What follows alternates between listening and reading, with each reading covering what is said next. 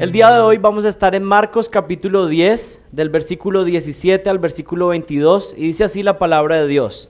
Cuando salía para seguir su camino, vino uno corriendo y arrodillándose delante de él le preguntó: Maestro bueno, ¿qué haré para heredar la vida eterna? Y Jesús le dijo: ¿por qué me llamas bueno? Nadie es bueno, sino solo uno, Dios. Tú sabes los mandamientos: no mates, no cometas adulterio, no hurtes, no des falso testimonio, no defraudes, honra a tu padre y a tu madre. Y él le dijo: Maestro, todo esto lo he guardado desde mi juventud. Jesús mirándolo lo amó y le dijo: una cosa te falta, ve y vende cuanto tienes y da a los pobres, y tendrás tesoro en el cielo, y ven y sígueme. Pero él, afligido por estas palabras, se fue triste, porque era dueño de muchos bienes. Oremos. Padre, te damos gracias por el privilegio que tenemos de congregarnos, de escuchar tu palabra y ser exhortados, animados. Y te suplico, Padre Santo, que si es tu voluntad, salves almas el día de hoy, que rompas corazones orgullosos y que permitas que personas se desliguen de su amor al dinero y puedan aferrarse a ti el día de hoy. Te pido que hagas una obra en medio nuestro y damos gracias por la misericordia que nos das día tras día. Gracias, Señor, por tu bondad. Te pido que nos ayudes y te pido que me ayudes a mí, Señor, para poder explicar tu palabra correctamente. Amén. El día de hoy vamos a estar hablando de obstáculos para obtener la vida eterna, obstáculos que alguien puede tener para la vida eterna. Y por supuesto que hay muchos obstáculos, pero el día de hoy vamos a ver dos obstáculos. El día de hoy vamos a ver dos barreras gigantes para que alguien pueda obtener la vida eterna. Estos son barreras que no son simplemente muritos que alguien puede saltar, sino que son murallas de kilómetros de altas que nadie puede sobrepasar por sí solo. Necesita la intervención divina. Necesita que Dios realmente lo pase al otro lado. Por sí mismo nadie lo puede hacer. ¿Y cuáles son esos dos obstáculos que vamos a estar tratando el día de hoy? El primer obstáculo es el orgullo. El orgullo es el primer obstáculo para obtener la vida eterna. Pero el segundo obstáculo que vamos a meditar esta mañana y que impide que alguien obtenga la vida eterna, que alguien pueda pertenecer al reino de los cielos, que pueda ir al cielo cuando muera, es el amor al dinero. Así que hoy vamos a estar viendo el mensaje en dos partes. La primera parte, que es el primer obstáculo, que es el orgullo en el ser humano, y el segundo obstáculo es el amor al dinero. Dos obstáculos que si alguien no logra superar, no va a poder estar en el reino de los cielos. No es opcional. No es que algunos pueden tener ese obstáculo toda su vida y estar en el reino de los cielos. Necesitan luchar, romper esos dos obstáculos. Y por supuesto, como lo hemos enfatizado, esto solamente es posible si Dios nos capacita para hacerlo. No podemos hacerlo en nuestros propios medios. No podemos hacerlo en nuestras propias fuerzas. Necesitamos la intervención de Dios. Y vamos a ver el versículo 17. Dice: cuando salía para seguir su camino. Por supuesto, los que estamos aquí hace meses sabemos de quién está hablando. Está hablando de Jesucristo. Y dice que salió para seguir su camino. Dice que vino uno corriendo y arrodillándose delante de él le preguntó: Maestro bueno, ¿qué haré para heredar la vida eterna? ¿Dónde estaba Jesús? Estaba en una casa y había estado bendiciendo a los niños. ¿Recuerdan esa escena? Había estado hablando con los padres, dándoles una instrucción acerca de cómo ellos podrían ir al reino de los cielos, pero también había dado una bendición especial sobre los bebés, sobre los niños pequeños. Pero le había hablado a los papás y les dio una instrucción a los padres, a los adultos ese día, y les dijo: ustedes no pueden entrar en el reino de los cielos, no pueden ser salvos a menos que se hagan completamente dependientes de Dios, así como estos bebés son dependientes de sus padres. Esa fue la instrucción. Y el Señor Jesucristo, luego de ese evento, salió de esa casa. Es lo que dice el versículo 17. Cuando salía para seguir su camino. ¿Y qué pasó? Resulta que cuando el Señor iba en su camino, alguien se le atravesó. Dice que vino uno, y venía uno que venía corriendo. ¿Quién era este hombre? pues tenemos el relato en los evangelios paralelos y nos da más información. Por ejemplo, en Mateo 19:20 se nos dice que este no solamente era un hombre, sino que era un hombre joven. Era un hombre joven, por eso algunos lo han identificado como el joven rico. Pero además de eso, en Lucas capítulo 18 se nos dice que era un principal o un hombre prominente en el sistema judío. Y con esto nos aclara un poco que este era un hombre joven, pero no era un jovencito, es decir, no era un adolescente, no era un muchacho de 17, 18 años, sino que este tal vez era un hombre joven en la cultura judía. Es posible que tuviera unos 30 años, ¿sí? 40, algunos están diciendo, pues todavía soy joven. Bueno, sí, todavía es un muchacho, ¿cierto? Pero no para que actúe como niño. Este era un hombre prominente en el sistema judío, ¿sí? Era un principal. Entonces posiblemente era un hombre adulto, pero joven. Y aquí lo que tenemos es el perfil de un hombre que es un adulto joven, con muchas posesiones materiales y con una reputación en la sociedad. Si ustedes están pensando, este es tal vez el que en Colombia llamaríamos el buen partido, ¿cierto? El hombre joven que tiene posesiones, que tiene una buena reputación, y no solo una reputación en la sociedad. Por lo que vemos, si era un principal de la sinagoga en el lugar donde estaban, era alguien que tenía una buena reputación aún en el sistema religioso de su época. Era lo que alguien podría decir, bueno, este es el hijo que todos anhelamos, ¿sí? Externamente. En el ámbito religioso tendría tal vez cierta reputación y es posible que tuviera un cargo oficial en la sinagoga. Este podría ser un laico que administraba el edificio o que tal vez tenía algunas tareas de organizar la reunión en la sinagoga. Tal vez era el que tenía que organizar quiénes iban a enseñar en cada servicio de la sinagoga. Es posible que tuviera prominencia en el sistema religioso judío. Y sus conexiones, seguramente sus amigos o las personas que lo respetaban eran fariseos o escribas. Era un hombre de buena reputación externa en el sistema religioso en el que pertenecía. Pero además de eso era un hombre rico, con muchas posesiones, alguien admirado. Este es un hombre de un perfil alto. Pero hay algo muy interesante. ¿Y por qué resalto tanto esto? Que este hombre tenía un perfil tan alto que justamente eso es lo que es un contraste tan fuerte en el versículo 17. Que este era un hombre de renombre, pero miren cómo llega en el versículo 17. Dice que cuando salía para seguir su camino Jesús, vino uno corriendo y arrodillándose delante de él le preguntó: Maestro bueno, ¿qué haré para obtener la vida eterna? ¿Qué es lo primero que nos dice este versículo? Que llegó uno, pero ¿cómo llegó? Llegó corriendo. Llegó corriendo. Y algunos dirían, bueno, pues no me parece nada interesante que llegó corriendo, pero correr no es la acción común para un hombre rico en la antigüedad. Es más, ni siquiera es la acción común para un hombre rico en la actualidad. ¿Quiénes corren? Los que andan desesperados, nunca alcanzan, siempre tienen que andar corriendo para llegar a un sitio a otro. Los ricos comúnmente no tienen que correr.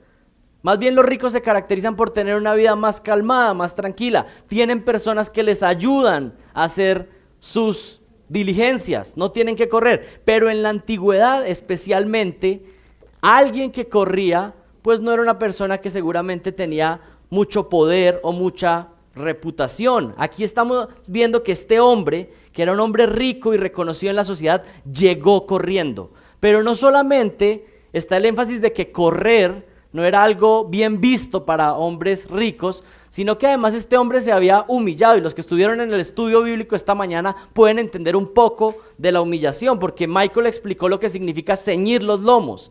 Este hombre, para haber corrido, tuvo que haberse levantado su túnica y habérsela amarrado y haber descubierto sus piernas para salir a correr.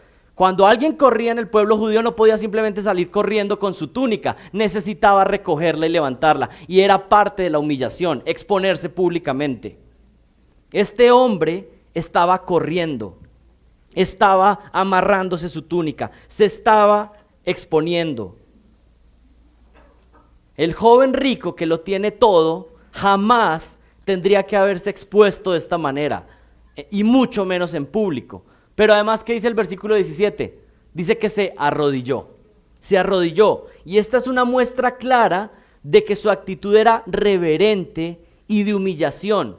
Y esto debió causar mucha sorpresa para la gente que estaba ahí alrededor. Está llegando este hombre que todos reconocen, que todos admiran, y no solamente llega corriendo, sino que llega y se arrodilla delante de Jesús. Y esto es muy impactante porque ustedes saben la reputación que Jesús estaba teniendo en el momento. Las multitudes le seguían, pero ¿qué pensaban los fariseos y los escribas de él? Este es un falso maestro. Este hace sus milagros por el poder de Satanás, por el poder de Belcebú. Este es un mentiroso. Es decir, el acto que este hombre estaba haciendo, no solamente de venir corriendo, sino arrodillarse y suplicar el conocimiento de Jesús, era algo que lo estaba exponiendo públicamente. Lo estaba haciendo ir en contra del sistema religioso de la época. Realmente este hombre estaba haciendo algo impactante. Se estaba arrodillando ante el enemigo público, el falso que estaba alborotando a las masas. Y por favor detengámonos un momento y pensemos. Comúnmente condenamos rápidamente al joven rico, ¿no? Este joven rico, ¿cierto? Pero no nos detenemos a mirar ese versículo 17 y ver todo lo que este joven rico estaba haciendo. Estaba haciendo bastante. Se estaba humillando muchísimo. El joven rico no vino en la noche escondido como Nicodemo, para que nadie lo viera. ¿Recuerdan a Nicodemo en Juan capítulo 3? Escondido para que nadie lo viera. No, este vino a la luz del día y vino corriendo y se lanzó a los pies de Jesús. Este hombre se presenta delante de él y se humilla delante de Jesucristo. Este hombre sin duda es un hombre que es buscador de las cosas espirituales. Tiene un interés. ¿Cuál es la pregunta que hace? Miren el versículo 17. ¿Qué dice? Maestro bueno, ¿qué haré para heredar la vida eterna? Miren, como algunos han dicho, este es un hombre que tal vez estaba muy cerca de la salvación. Le interesan las cosas espirituales. Está buscando a Jesús de alguna manera en su expresión externa. Se está arrodillando. Pero quiero preguntarles algo. ¿Es acaso eso suficiente? Este es un hombre con aparentemente todo lo necesario para ser un discípulo de Cristo. Parece que tiene todo lo necesario externamente para ser alguien que ahora pertenece al reino de los cielos. Y podríamos ver eso eso mismo en este salón. Hay algunos que parece que están cerca, que tienen todo lo externo para decir que son discípulos de Cristo. Pero el Señor Jesucristo conoce los corazones. Él no solamente ve lo externo, las acciones externas, sino que Él ve qué es lo que hay dentro. Y yo no sé si ustedes alguna vez han escuchado eso cuando alguien dice, Jesús conoce mi corazón. Y algunas veces cuando la gente dice eso, o la mayoría de las veces que la gente dice eso es como pensando, Jesús ve mi corazón, así que es mejor. ¿Y saben qué? Cuando alguien dice eso, realmente debería pensar, Jesús ve mi corazón, así que es peor de lo que muestro. La gente dice, no me juzgues, tú no conoces mi corazón. Sí, tu corazón es peor. Si lo conociéramos, pensaríamos aún peor de ti. Lo que vemos externo es horrible, pero lo que hay dentro, si pudiéramos verlo como ve Cristo, sería aún peor.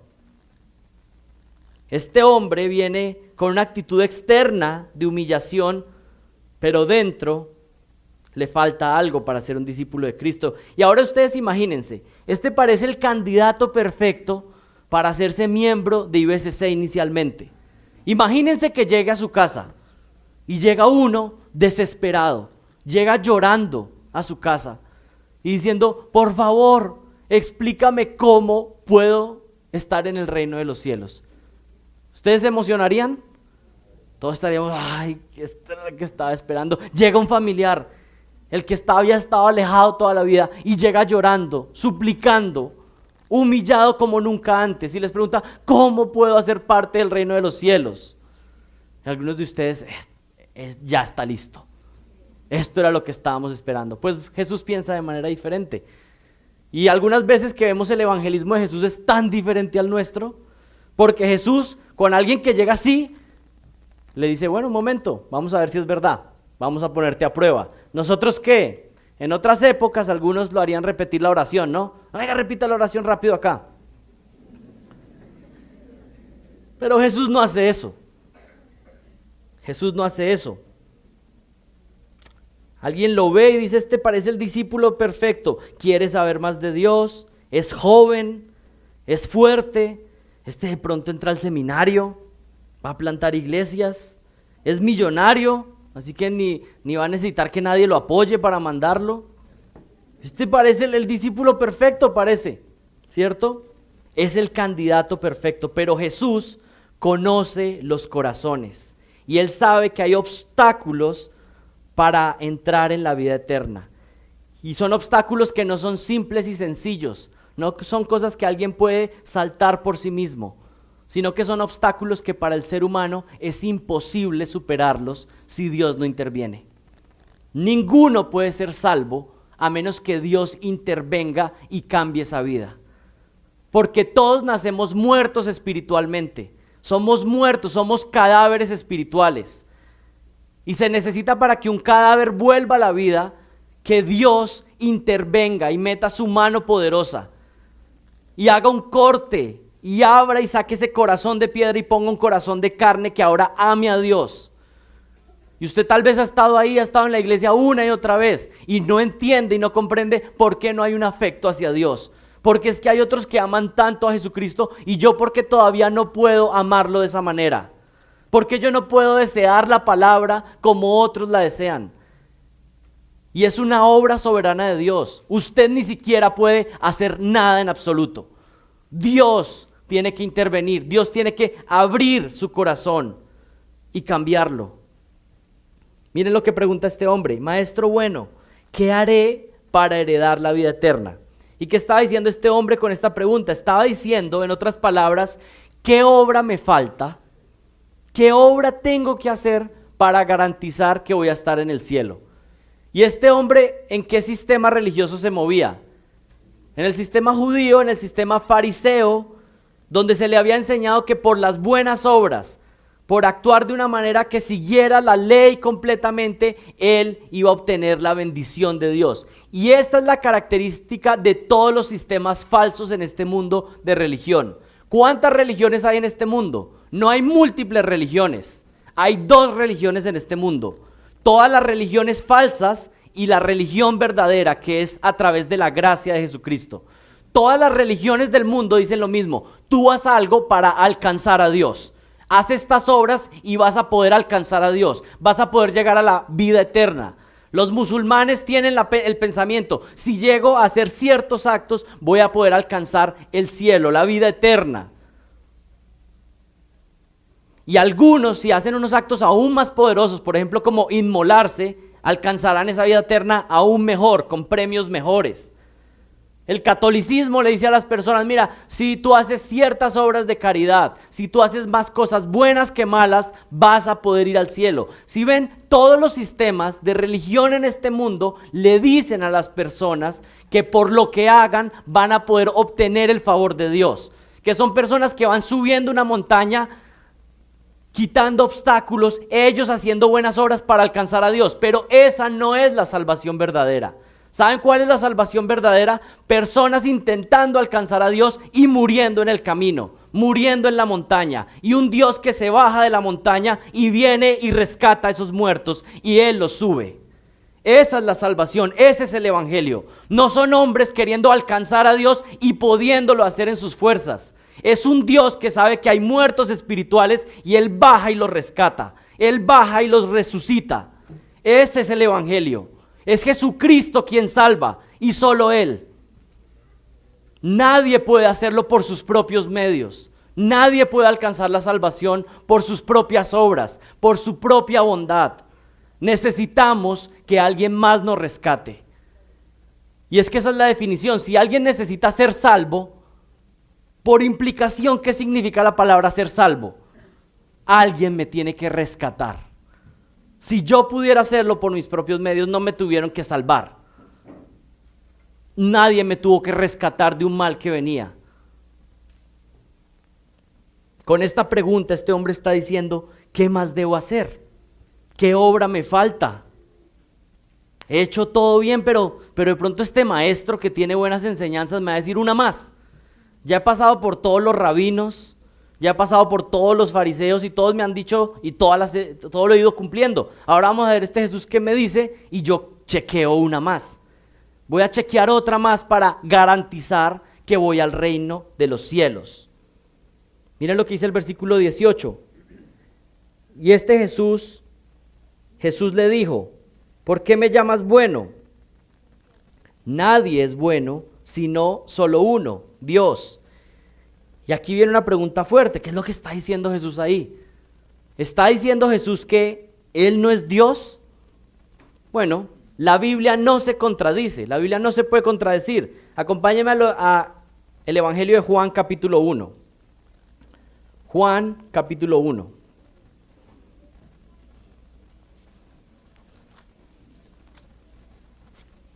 Y miren Juan capítulo 1, versículo 1, dice, en el principio existía el verbo, el logos, y el verbo estaba con Dios.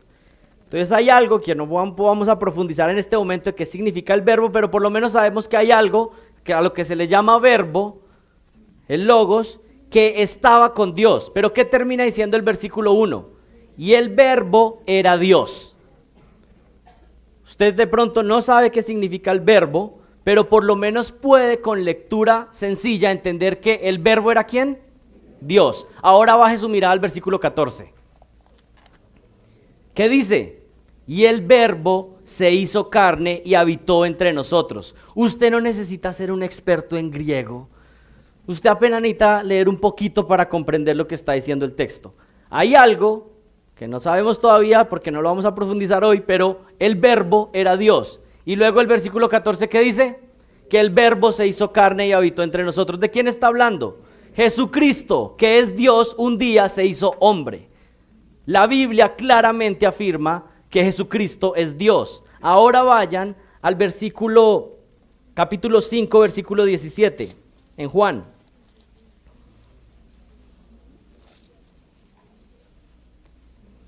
Miren lo que Jesús contesta. Pero Él les respondió, hasta ahora mi Padre trabaja y yo también trabajo. Entonces por esta causa los judíos aún más procuraban matarle, porque no solo violaba el día de reposo, sino que también llamaba a Dios su Padre, haciéndose ¿qué? Igual a Dios. ¿Qué querían hacer los fariseos con Jesucristo y cuándo fue que su furor subió completamente y querían matarlo? Cuando entendieron lo que Él estaba diciendo. ¿Qué les estaba diciendo? Yo soy Dios. El versículo es claro. ¿Por qué querían matarlo? Porque Él se estaba haciendo como Dios. Él estaba diciendo que era de la misma naturaleza de Dios. Y miren lo que dice Juan capítulo 8, versículo 58.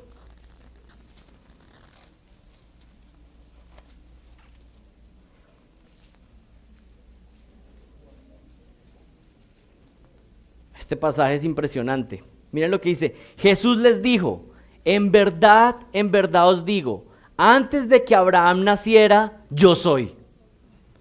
Tienen un hombre de unos 30 años de edad y les dice, miren, antes de que Abraham naciera, yo soy. Primero, ese yo soy no es simplemente yo soy cualquiera. Él está diciendo claramente, yo soy el que soy. Yo soy Jehová. Es lo que está diciendo. Los judíos lo entendieron muy bien. Pero además de eso le está diciendo, yo existo antes de Abraham, que había existido siglos antes. Y ustedes dicen, pues no estoy tan seguro. Pues mire la reacción de los judíos. Mire el versículo 59. Entonces tomaron piedras para tirárselas, pero Jesús se ocultó y salió del templo. Alguno diría, pero estos judíos tan agresivos, Él dijo que yo soy, ¿lo van a agarrar a piedra? Porque no estaba simplemente diciendo una declaración sencilla. Él estaba diciendo, yo soy antes que Abraham. Yo soy el que soy. Yo soy Jehová. Es lo que está diciendo. ¿Y qué entendieron ellos? Eso, y tomaron piedras y dijeron, vamos a matarlo. Porque siendo hombre, se hace Dios. Jesucristo declara una y otra vez que Él es el Dios del universo. Vayan a Primera de Juan, capítulo 5.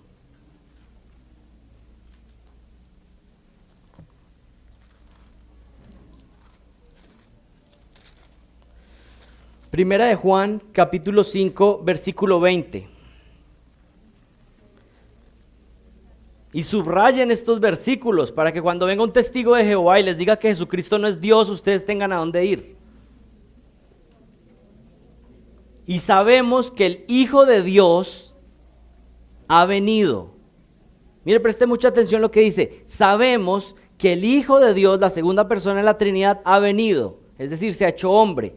Y nos ha dado, 5:20, y nos ha dado entendimiento a fin de que conozcamos al que es verdadero, y nosotros estamos en aquel que es verdadero, en su Hijo Jesucristo.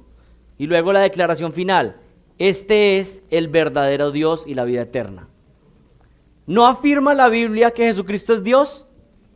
Solo les he dado unos cuantos versículos y tengo que salir de ahí porque tengo que terminar Marcos.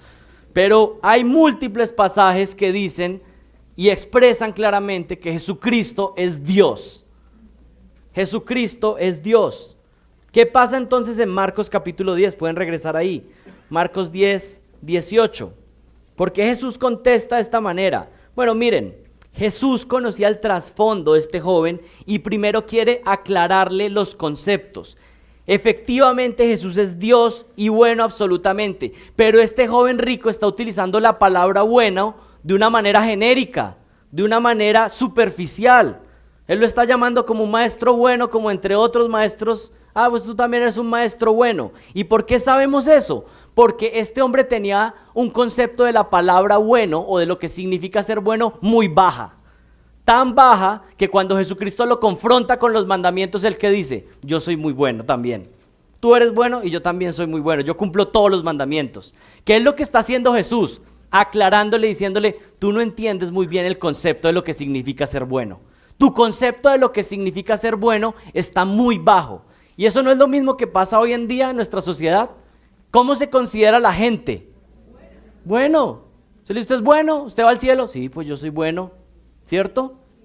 Pero Jesús, una de las primeras cosas que hace cuando va a salvar a alguien es que le aclara el concepto de qué significa ser bueno. Y le dice, ¿sabes qué? Tú no eres tan bueno. Tú tienes un concepto deficiente, trivial, superficial de lo que significa ser bueno. Realmente tú no eres bueno. Y él intenta empezar a persuadirlo para mostrarle qué es lo que significa y explicarle que realmente si él entendiera la palabra bueno, solo podría designársela a Dios mismo. A Dios mismo. Jesús quiere que comience a entender que ser bueno completamente es algo que solo pertenece a Dios. En otras palabras, es como si le dijera, llámame bueno porque entiendes que soy Dios. No me llames bueno porque tu estándar de moralidad le llama bueno a cualquier persona que aparentemente es bueno moralmente. Antes de Jesús presentar el evangelio de salvación, presenta la ley al pecador para que vea su necesidad.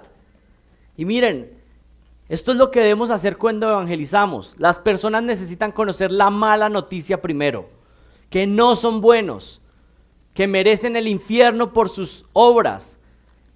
Y mejor no digamos que merecen, que merecemos el infierno. Todos, por lo que hemos hecho, merecemos la condena eterna.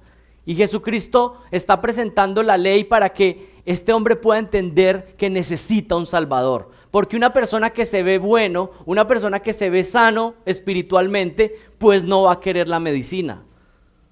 Si a usted vienen y le dicen, mire, tómese esta pastilla, que esto lo va a salvar de esa enfermedad que usted tiene. Y usted, pues yo no tengo esa enfermedad, ¿por qué me la voy a tomar?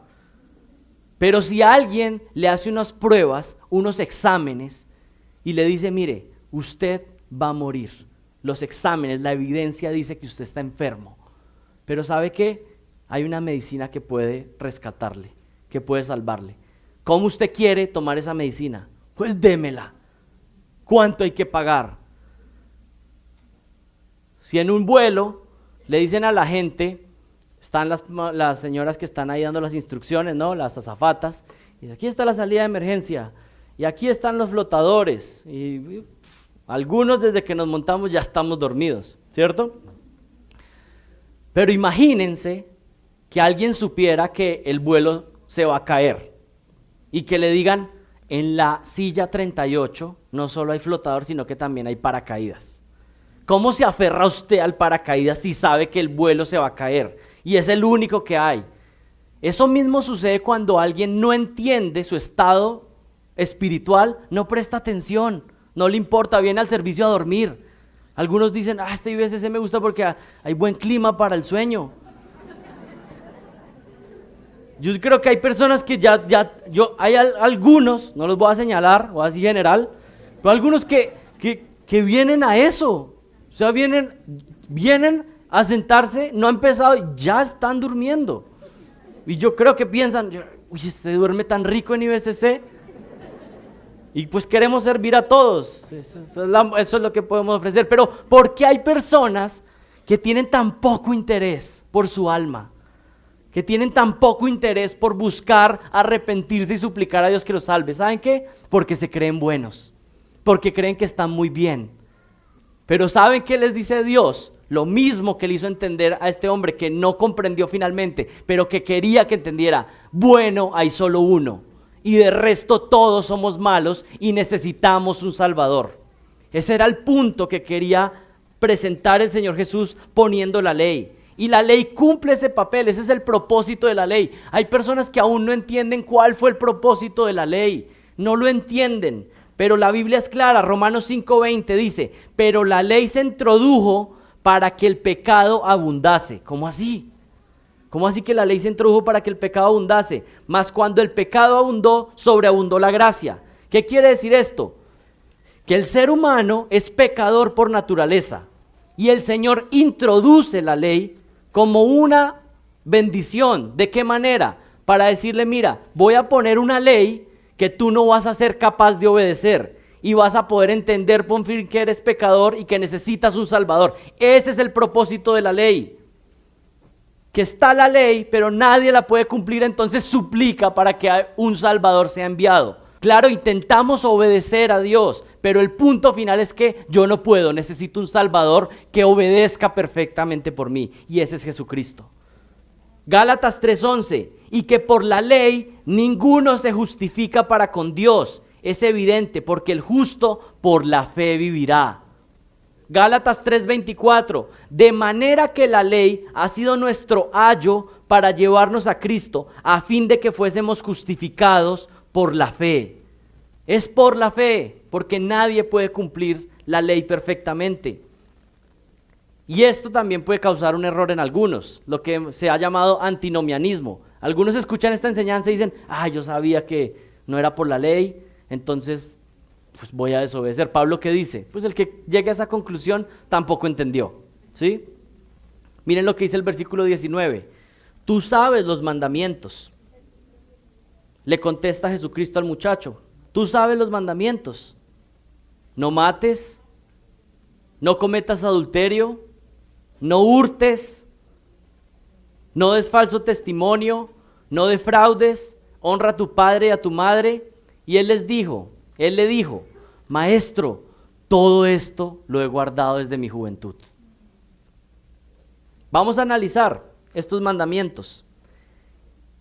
Y aquí el Señor lo que está haciendo es que le va a mostrar qué significa ser bueno realmente. Y le va a poner un examen y le va a decir, bueno, tú dices que entiendes lo que es ser bueno, pues vamos a probar. Voy a mostrarte lo que realmente es ser bueno. Y le va a hacer un examen. Y yo les animo a que ustedes entren en el examen hoy. Ustedes van a estar ahí, están ahí delante de los pies de Cristo. Y traten de pensar en su mente y pensar y considerar cuál es su estado espiritual en este momento. Y si hacen parte del reino de los cielos o no. Número 1, no mates. No mates. Está refiriéndose a los 10 mandamientos y habla de no matar. Y este mandamiento de la ley no solo significa no matar, sino que significa ser un defensor de la vida de otro creado a la imagen y semejanza de Dios. Este mandato se vuelve aún más exigente con las pautas que dio Jesucristo y que también nos dio a través de los apóstoles. Por ejemplo, en 1 Juan 3:15 dice, todo el que aborrece a su hermano es un homicida. Y vosotros sabéis que ningún homicida tiene vida eterna permanente en él. Y ya saben cómo predica Juan, blanco o negro. Y Mateo 5:21 dice lo siguiente, escuche, Oíste que fue dicho a los antiguos, no matarás, y cualquiera que matare será culpable de juicio. Pero yo os digo que cualquiera que se enoje contra su hermano será culpable de juicio, y cualquiera que diga necio a su hermano será culpable ante el concilio, y cualquiera que diga fatuo quedará expuesto al infierno de fuego. Algunos, cuando escucharon el primero, dijeron, no matarás, listo, chequeado. Después, Jesucristo ha enfatizado que si has cometido homicidio en tu corazón, odiando a alguien, y algunos ponen el término odiar, yo no sé qué están pensando que significa odiar. La gente dice, no, yo no odio, pero se la pasa resentido con alguien y piensa que odiar es que están creando un plan de secuestrar y matar. No, eso no es odiar. Eso es el odio a un nivel grande, pero usted simplemente si hay una persona que entra a un salón donde usted está y no soporta a esa persona, usted se enferma solamente con la existencia de esa persona, bueno, piense si de pronto no hay odio en su corazón. No cometas adulterio. Mateo 5:27, oíste que fue dicho, no cometas adulterio, pero yo os digo que cualquiera que mira a una mujer para codiciarla, ya adulteró con ella en su corazón. Otro más que le está poniendo el examen. Siguiente, no hurtarás. ¿Y qué significa eso? No te apropiarás de los bienes de otro de manera ilícita. Y estuve leyendo a un puritano que no hemos mencionado mucho acá, pero vale la pena mencionarlo, Thomas Watson. Thomas Watson lleva este mandamiento a otro nivel de entendimiento. Miren lo que dice Thomas Watson acerca del mandamiento, no hurtarás. Dice, no solo hurtarás riquezas materiales, tú puedes ser un ladrón de Dios. Algunos roban el tiempo de sus vidas que debe ser reservado solo para Dios. Quienes hurtan cualquier parte del día que pertenece a Dios, entonces son ladrones que le están robando a Dios. Otros roban de la gloria de Dios y quieren la gloria para sí mismos cuando es una gloria que solamente es reservada para Dios. Pero miren lo que dice Thomas Watson, hay unos que son ladrones de almas. Y aquí dice que un ladrón de almas es uno que ha estado enseñando a otros mentiras espirituales. Y es como que estuviera robando almas del reino de los cielos. Una persona que ha enseñado mentiras espirituales a otro, estuvo robando en cierta manera personas que conocieran de Dios. Luego dice, aquel que es el ladrón de su jefe, es decir, uno que saca de su trabajo lo que le pertenece a su jefe. Luego habla del ladrón comercial, aquel que trata injustamente a sus clientes y les roba dinero, vende productos que están dañados, que no funcionan, ofrece un mal servicio. Luego habla de otro ladrón, llama el ladrón usurero.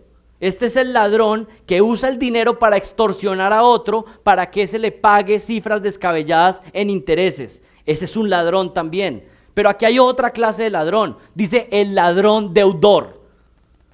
Y el ladrón deudor es uno que pide prestado a otros y no les paga. Es un ladrón deudor. El impío toma prestado y no paga. Hemos robado de la gloria de Dios. Y hemos robado en diferentes situaciones. El ladrón eclesiástico, aquel que recibe un sueldo por hacer ministerio en la iglesia, pero no trabaja de manera esforzada. Recibe paga de la iglesia, pero su trabajo es ligero, flojo.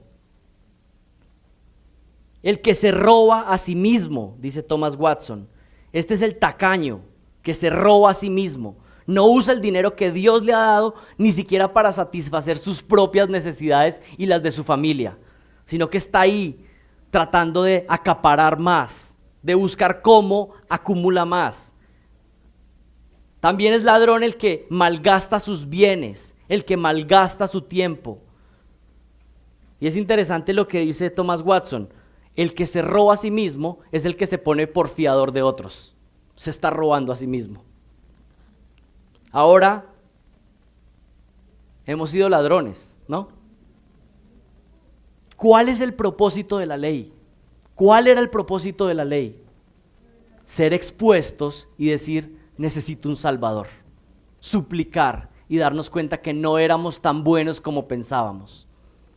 No somos buenos, no somos tan buenos como pensamos, sino que más bien somos malvados y necesitamos un Salvador que nos rescate. Uno que sí obedeció perfectamente, uno que jamás robó.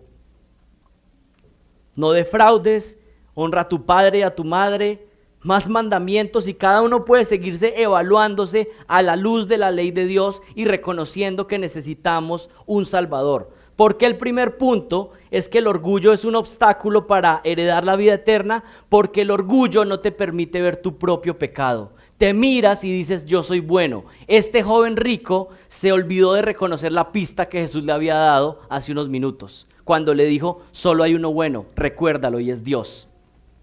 Este joven perdió la pista. Y el que dijo cuando lo evaluaron ante los 10 mandamientos, los he cumplido todos. Yo soy bueno. Miren lo que dice Richard Baxter acerca del orgullo. El orgullo satura la mente de algunos, los llena de deseos y planes ambiciosos, llena su mente de pensamientos envidiosos y de amargura hacia otros. El orgullo es un compañero constante, es un enemigo sutil. Acompaña a las personas cuando van a comprar ropa. La compran solo para llamar la atención de otros. Anhela la popularidad y detesta que otros hijos de Dios sean exaltados. Envidian los dones y los talentos que Dios ha dado a otros. Miren, el orgullo es un parásito que te va matando por dentro y es un obstáculo para obtener la vida eterna. El orgullo nos hace ver buenos, pero cuando nos exponemos realmente ante la palabra, ante Dios, ¿qué podemos decir? Realmente no hay tanta bondad. Si alguien pudiera conocer nuestros pensamientos, nuestros corazones, ¿sería algo bonito y lindo lo que verían? No. Y Dios conoce lo que hay dentro de nosotros. ¿Por qué el orgullo es un obstáculo para obtener la vida eterna? Porque la clave de la salvación es reconocer que no somos buenos. Ese es el punto de partida. Si usted todavía sigue pensando que usted es bueno en sí mismo, entonces no pertenece al reino de los cielos. Usted todavía tiene una muralla delante de usted. Si usted todavía sigue pensando que usted es bueno, si usted todavía sigue pensando que por lo que ha hecho, entonces todos deberían adorarlo. Si usted sigue pensando que usted es una víctima, que es que usted reacciona de esa manera por lo que todos hacen contra usted. Miren la situación de este joven rico. Aparentemente no era orgulloso. Llegó humillándose. Llegó corriendo. Externamente parece que no se veía como alguien orgulloso. Externamente de pronto todos hubieran dicho, pues qué humilde este jovencito. Pero ¿saben qué? El Señor reveló su corazón y por dentro se veía muy bueno. Y el Señor quiere revelarlo, le está mandando un salvavidas para que pueda aferrarse. Pero él sigue pensando que es demasiado bueno. Miren la situación compleja de este joven. Desde nuestra perspectiva pensamos que todo está bien con él, externa. Está queriendo saber cómo va al cielo, parece que no es orgulloso, pero el orgullo interno es peor que el externo. Porque el orgullo interno no permite ver que el único bueno es Dios. ¿Y cuál es el segundo obstáculo? El amor a las riquezas. El segundo obstáculo para obtener la vida eterna es el amor a las riquezas. Miren el versículo 21, y es hermoso el versículo 21. Jesús, mirándolo, lo amó.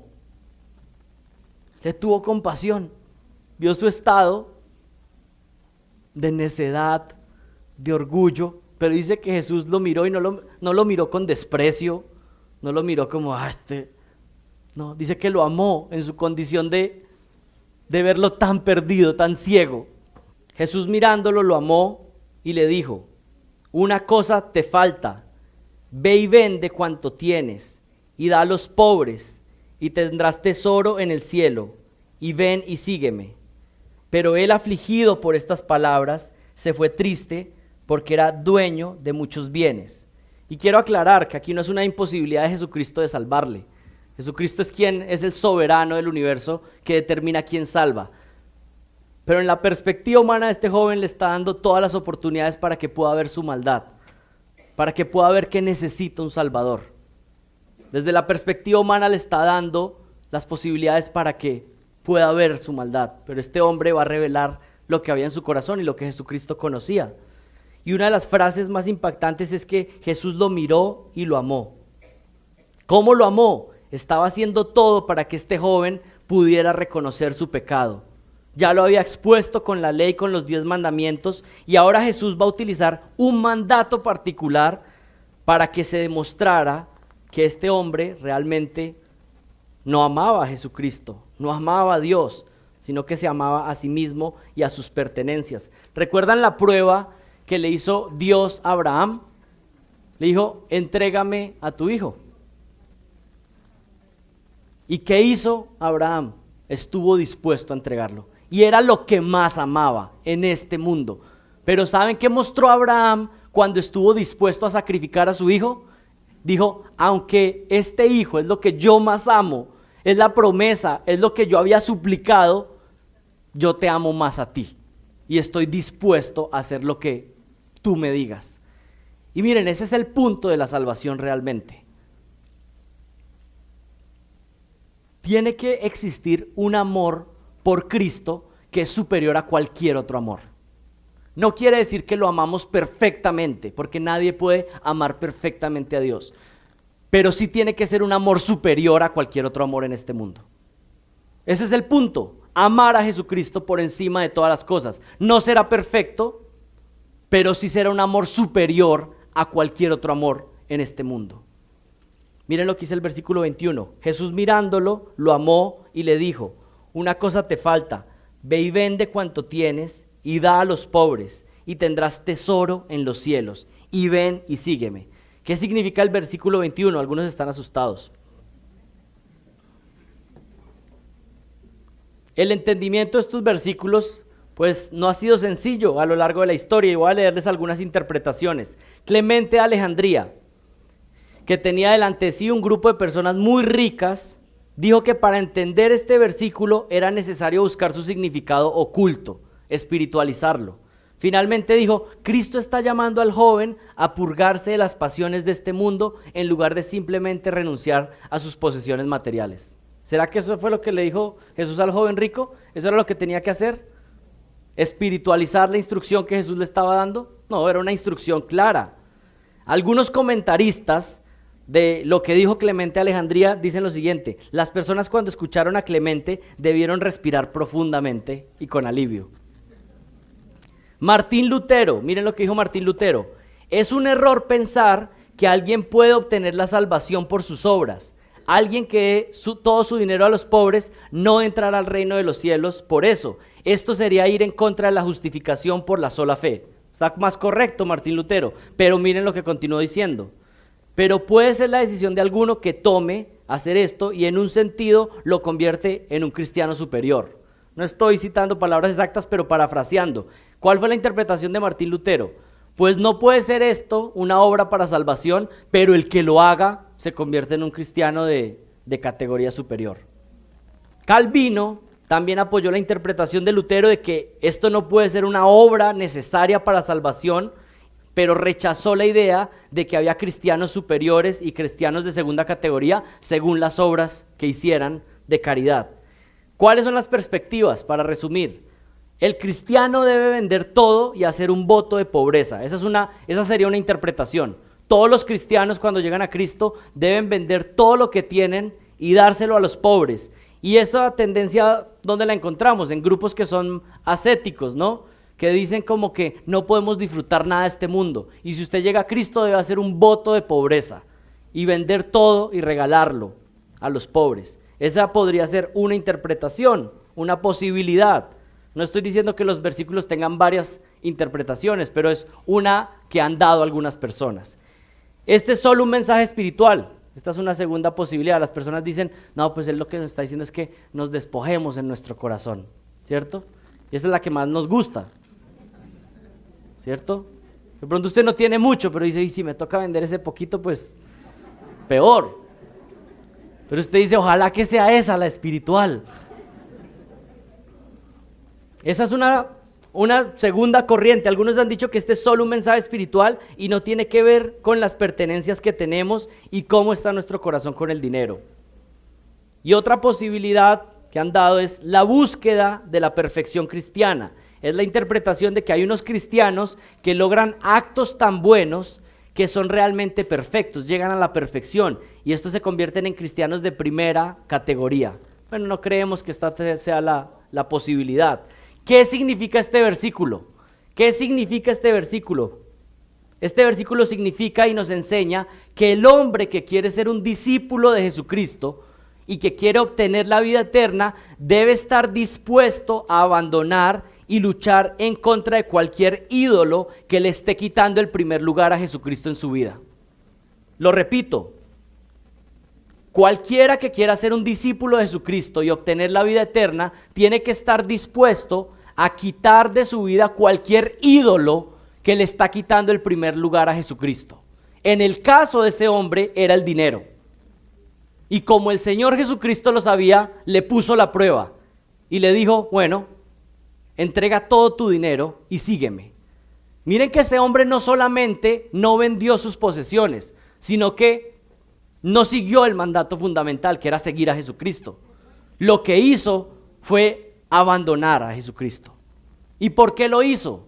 Porque estaba enamorado completamente de sí mismo, pero también de sus posesiones.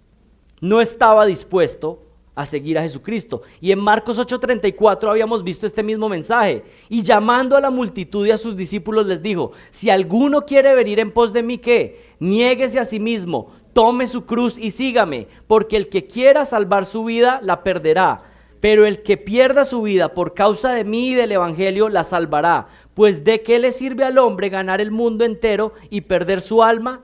Pues ¿qué dará un hombre a cambio de su alma? Yo creo que esta era un llamado literal para ese hombre. Él tenía que hacer eso. Eso era lo que el Señor le estaba mandando a hacer. Y esa era la muestra de si su fe era verdadera o su fe era falsa. Ahora la pregunta para ustedes, ¿qué les está diciendo el Señor que tienen que soltar para poder abrazar a Jesucristo y que no quieren soltar? Puede ser también el dinero. Miren lo que dice el versículo 22. Pero él, afligido por estas palabras, se fue ¿cómo? Se fue triste, porque era dueño de muchos bienes. Cuando Jesús lo expone, no le queda más que irse triste. Jesús le dijo, ven, vende todo y sígueme. Lo mismo que le había dicho a sus discípulos, a los otros. ¿Y ellos qué hicieron? Ellos lo hicieron, dejaron todo y lo siguieron. Y es lo que vamos a ver la próxima semana, porque los discípulos dicen, vieron a ese hombre irse, pero ellos estaban diciendo, y no por ellos, sino diciendo la gracia del Señor de lo que el Señor había hecho en ellos, de que habían podido dejar todo para seguirlo. Lo profundo de este versículo es que alguien puede desear la vida eterna. Puede haber alguien que venga aquí cada 8 días con un interés por Jesús. Alguien que lea aquí la Biblia todos los días, que ore de vez en cuando, que tiene un interés por Jesucristo, que llora de vez en cuando y se humilla algunas veces aparentemente delante de Jesús, pero que está completamente enamorado de sí mismo y de sus pertenencias. Y el Señor dice, estás ante una muralla que no vas a poder pasar, no vas a poder entrar en el reino de los cielos. Este hombre tenía aparentemente todo para ser un discípulo, pero se amaba a sí mismo y amaba el dinero. Y no podía entrar en el reino de los cielos. No podía. Si no estás dispuesto a soltar tus ídolos, no podrás abrazar a Jesús. ¿Saben qué? Algunos tienen las manos demasiado ocupadas, agarrando muchas cosas y no pueden abrazar a Cristo. Jesús demanda prioridad. Él no puede ser uno de nuestros intereses. Jesús debe ser nuestro mayor amor en esta vida. Él debe ser lo primero, por quien estás dispuesto a renunciar a cualquier cosa por Él. Y miren, dejemos de pensar en el joven rico lejano. Ubiquémonos ahí delante de Jesús. ¿Y qué hubiéramos dicho nosotros? Y piensen, realmente no estoy buscando una respuesta con sus bocas, sino con su corazón. Y de todo corazón, sinceramente, ¿qué hubieran dicho si en ese día estuvieran ahí y Jesucristo hubiera dicho, ¿sabes qué? Despójate de todo lo que tienes para que me sigas. ¿Sabes qué? Vas a entregar todo eso que has ahorrado. Entrégalo para seguirme. ¿sabes qué? Ese hijo o esa persona que amas tanto renuncia a él por seguirme.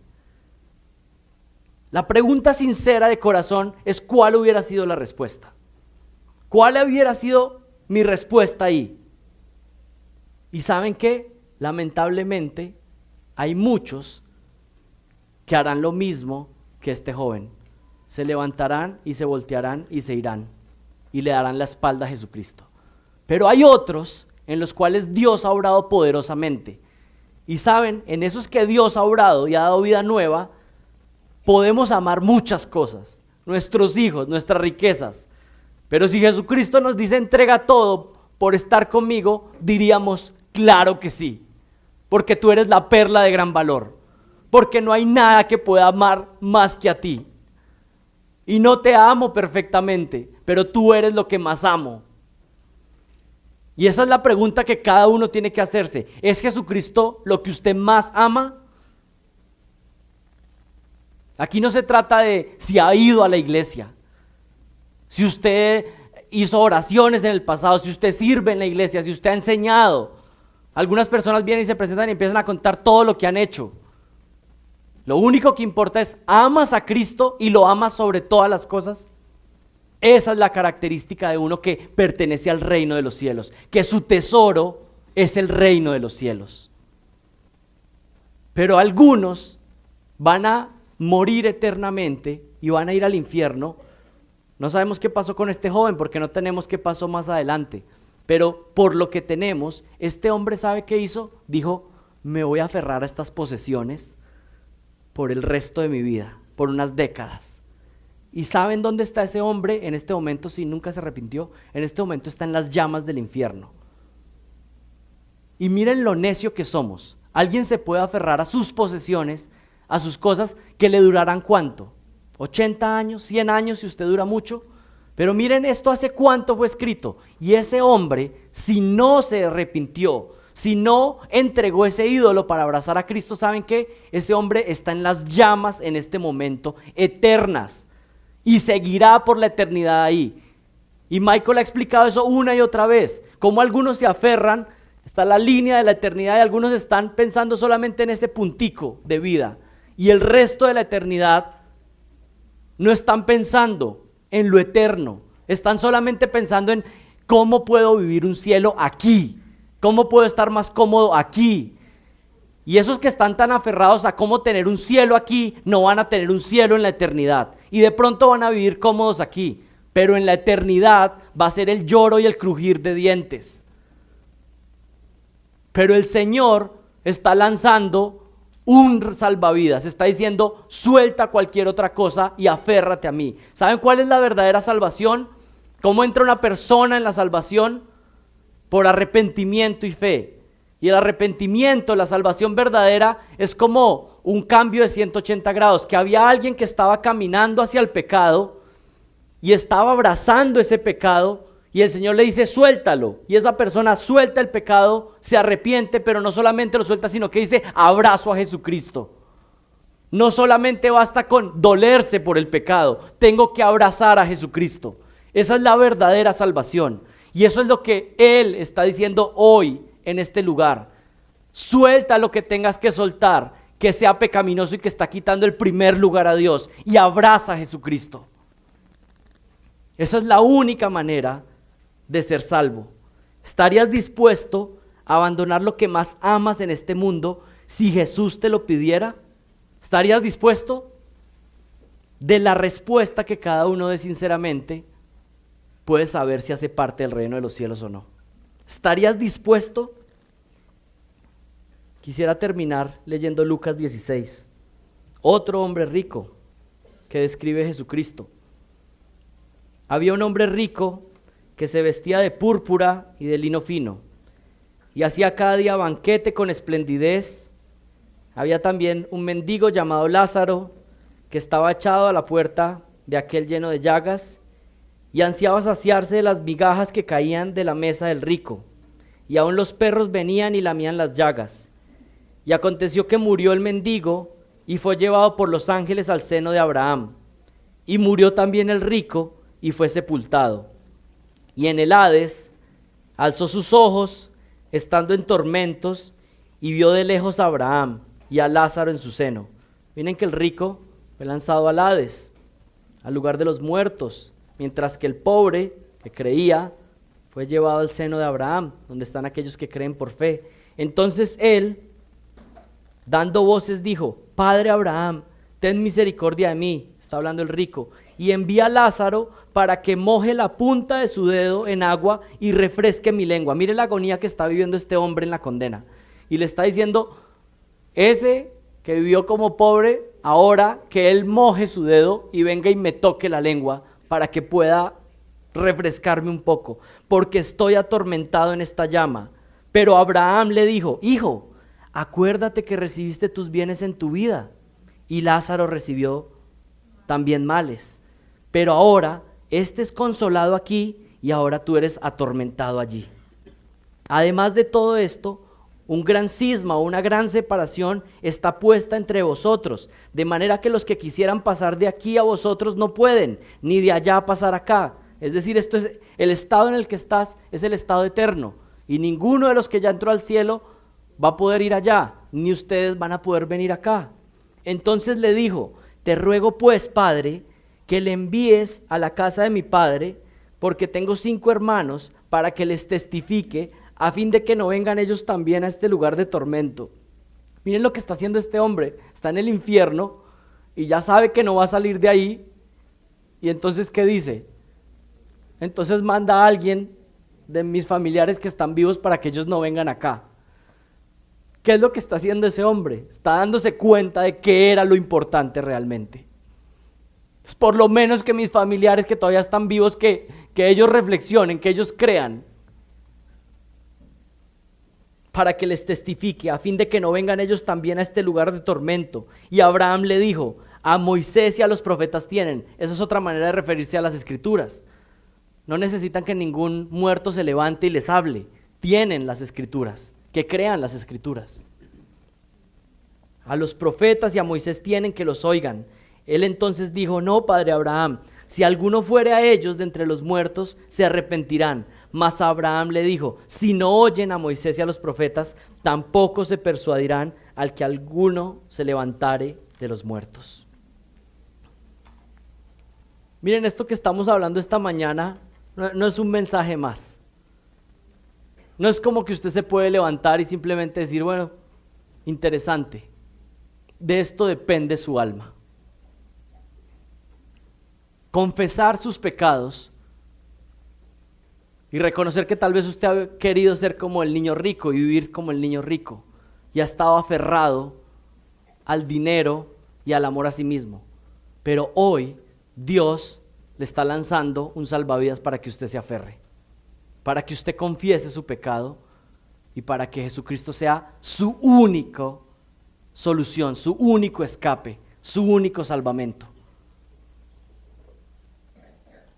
Y sé que duele, pero es posible que algunos se van a levantar como el joven rico, van a dar la vuelta y cada paso que dan están rechazando a Jesucristo y su condena será fuerte.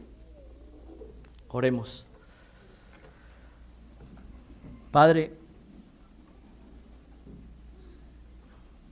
ayúdanos a no ser tan ligeros con nuestras almas. Si nos preocupáramos por nuestra alma, así como nos preocupamos a veces por las cosas terrenales, nuestra vida espiritual estaría mejor, Señor. Tenemos que confesar, Señor, que hemos pecado delante de ti y que amarte a ti no ha sido un amor perfecto, Señor, y que algunos no te tienen a ti como lo primero en sus vidas. Pero Padre, te suplico que hagas tu obra de salvación y que si hay alguien que está ahí suplicando, diciendo: por favor rescátame, por favor sálvame, por favor perdóname, Señor, que tú le convenzas de su estado espiritual, que así como pusiste esta escritura y que estabas revelando, Señor, la ley a ese hombre en aquella época, Señor, y que hoy la has decidido revelar a nosotros, Padre, que nosotros no actuemos como el joven rico, sino que podamos decir, yo no soy tan bueno y necesito un Salvador. Padre, y si hay alguien suplicando por salvación, si hay alguien pidiendo que por favor tú le ayudes a sobrepasar esos obstáculos de una vida de orgullo, de años, de décadas de orgullo, de décadas de pensar que ha sido una víctima cuando realmente es culpable de sus propios pecados. Padre, por favor, salva. Y por favor, escucha su oración. Y te suplico que no le rechaces, Señor. Tú prometes en tu palabra que el que viene a ti, Señor, con un corazón contrito y humillado, genuino, tú no le echas fuera, Señor. Así que cumple tu palabra, por favor. Y salva, Señor. Y aquellos que ya son tus hijos, Padre, ayúdanos a valorar la salvación. Y Padre, perdón porque aún estando en Cristo y aún cuando Cristo es nuestro máximo amor, es nuestra perla de gran valor, por momentos parece que nos distrajéramos y quisiéramos volver a abrazar al ídolo, Señor. Perdón. Ten misericordia de nosotros y ayúdanos. Amén.